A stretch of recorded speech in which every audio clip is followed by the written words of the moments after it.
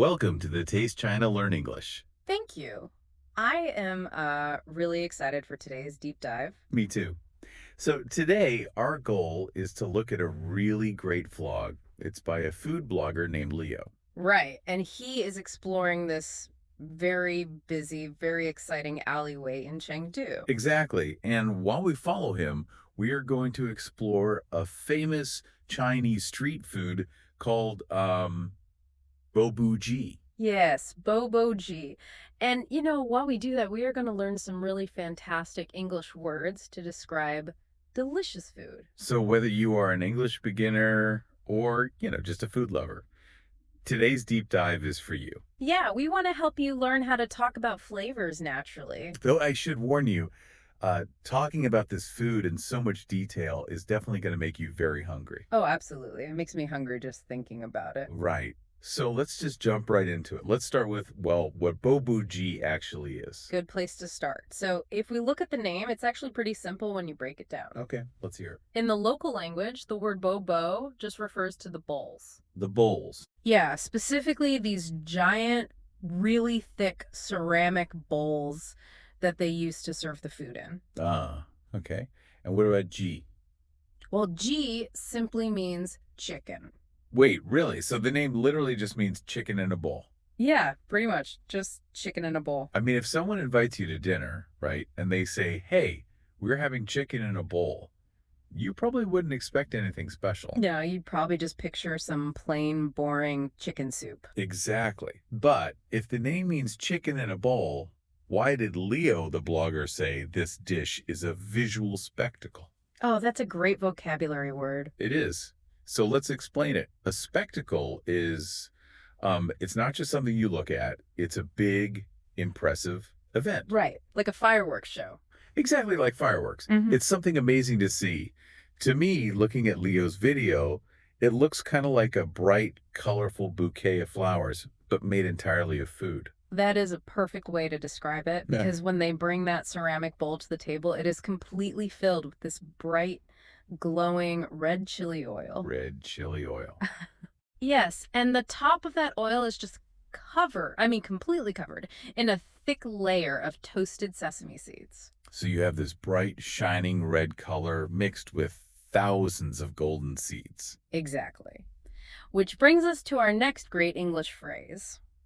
Leo calls this a feast for the eyes. A feast for the eyes. I love that phrase. It's very common, right? Usually a feast means a giant, huge meal for your stomach. Right, like a big holiday dinner where you eat too much. But here, the feast is for your eyes. It means just looking at the food gives you joy. It is deeply beautiful and satisfying just to look at. Your brain is already enjoying the meal before you even take a bite. Exactly. Okay, so we know what this glowing golden bowl looks like, but what exactly is inside that bright red oil? Well, here's the fun part. Everything in the bowl is served on a bamboo skewer. A bamboo skewer, so a long, thin wooden stick. Yes, exactly. A long wooden stick. You pick up the stick, and the food is right there on the end. Okay, and what kind of food is on these bamboo skewers? Oh, a lot of things. Leo mentions chicken slices, of course. Makes sense. This is in the name. Right. But he also mentions crunchy tripe. Oh, tripe. So that's the stomach of the animal, Yeah. right? Yes, exactly. It has a very unique chewy texture. And then his absolute favorite ingredient is lotus root slices. Oh, I love lotus root. It looks so pretty, like a little wheel with holes in Although it. it looks great and it has a nice bite to it. But here is the most interesting thing about how these ingredients are prepared. Okay, what's that? Leo uses a specific phrase. He says the ingredients are pre-cooked and chilled. Wait, chilled, as in cold. Yes. Fully cooked and then cooled all the way down. Wait, hold on. When I think of spicy Sichuan food, I think of boiling hot pot. You know, lots of steam, boiling bubbles. Right, most people do. Doesn't the meat get weird and greasy if it is served cold in a bowl of oil?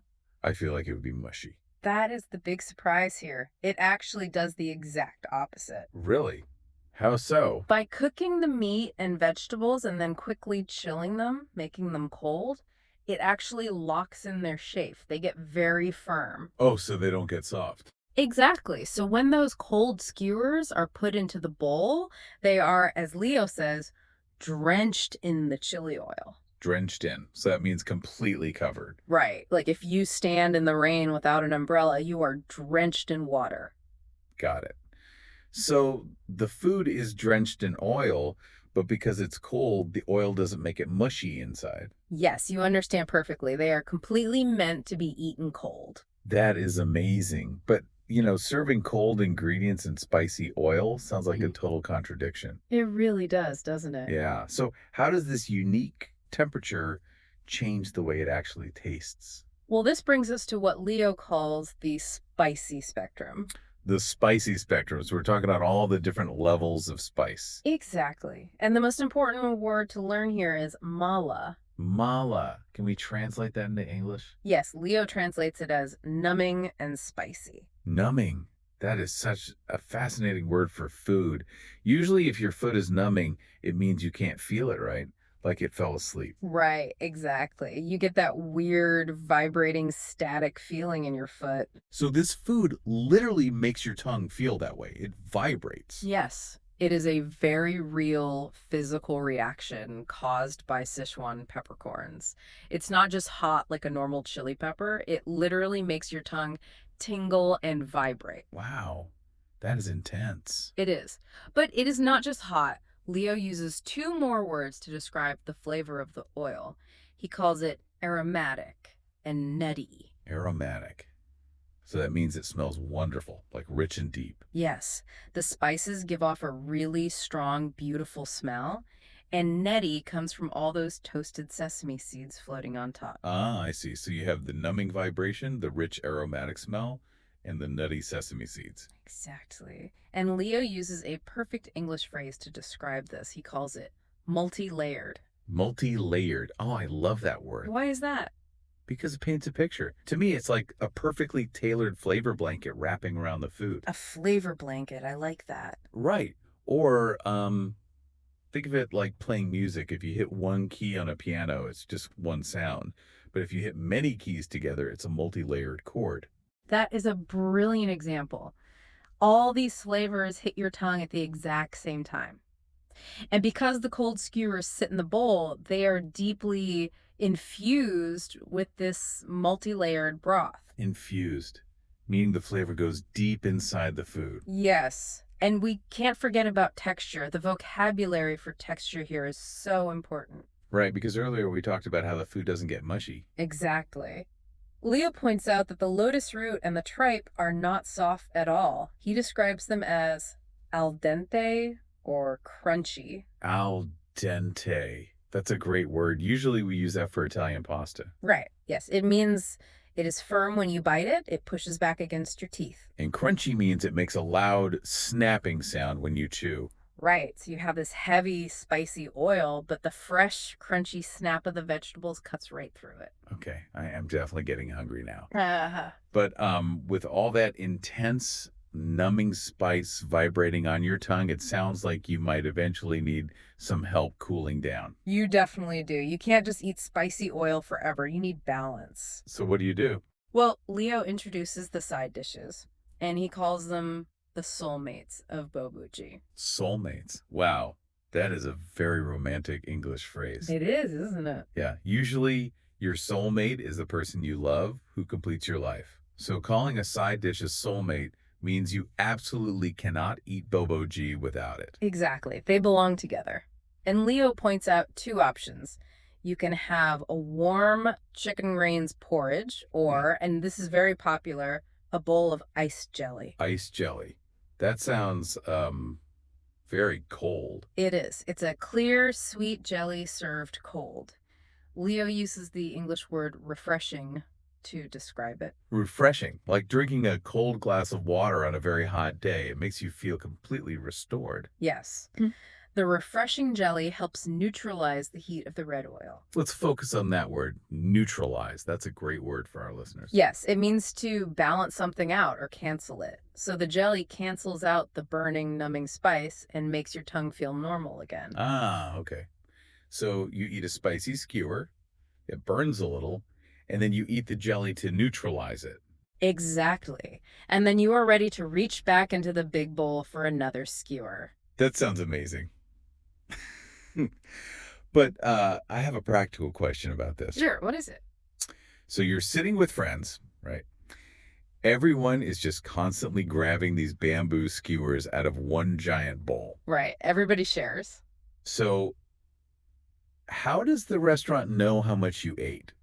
Like, how do they give you the bill at the end? Oh, this is the most fun part of the street food culture in Chengdu. Leo shows us that the payment system is just called count the sticks. Count the sticks. You mean literally. Literally, you eat the food off the stick and you just put the empty bamboo stick on the table. Just drop it right on the table. Yep, you build a big pile of empty sticks, and when you are done eating, the restaurant worker comes over, grabs the whole pile of sticks in their hands, and counts them. Wow.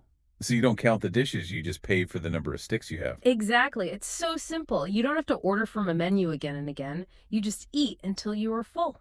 That sounds so fun. Yeah, And so easy to just keep eating. it really is. Leo says the whole experience is incredibly addictive. Addictive. Meaning you just can't stop doing it.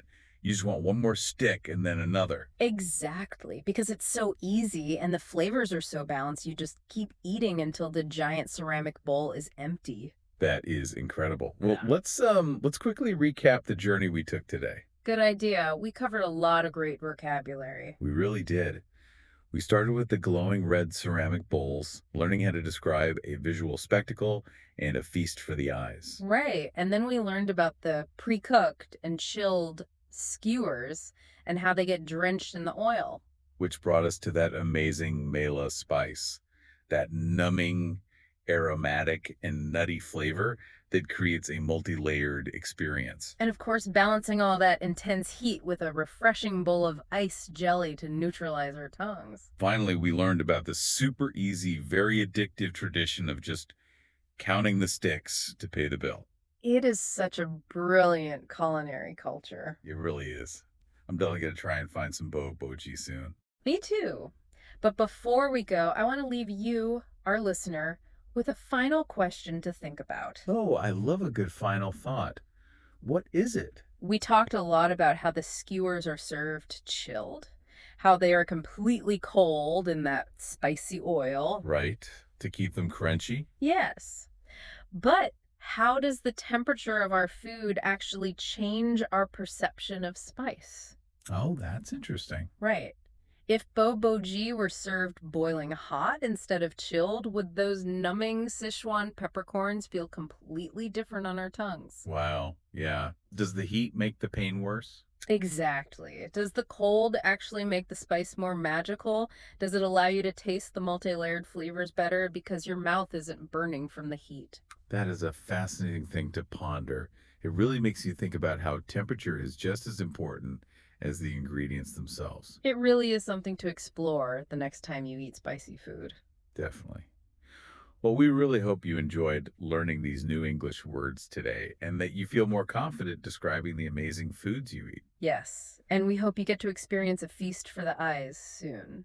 And if you enjoyed this tasty English lesson, please remember to like this video, share it with your friends, and subscribe to our channel for more deep dives. We'll see you next time. Bye, everyone.